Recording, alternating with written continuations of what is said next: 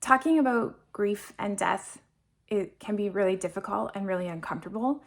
Um, but I think it's one of the most important things that we need to talk about. And I feel like I have these conversations a lot with my kids. They like their questions and they ask a lot of them. And this past year, especially when we visited my dad's grave, the kids asked a lot of questions about what happens to bodies after they go in the ground? How do they get put in there? What happens to them when they've been in there for 20 years? And all of these questions that kind of seem morbid and can kind of make you uncomfortable, but they're the questions my kids need to ask. They're what's going on in their head.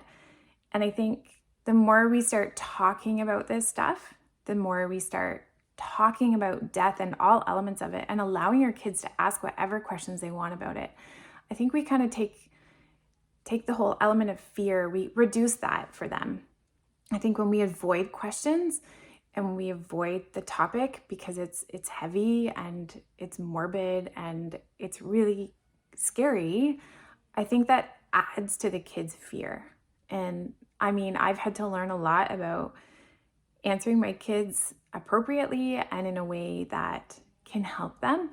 But I really do think it's the more we start talking about it and different elements and letting our kids ask whatever questions they have, I really do think it helps them overall being able to process their own feelings, or just knowing that they can come to us and ask questions about anything, no matter how it might make us or them feel.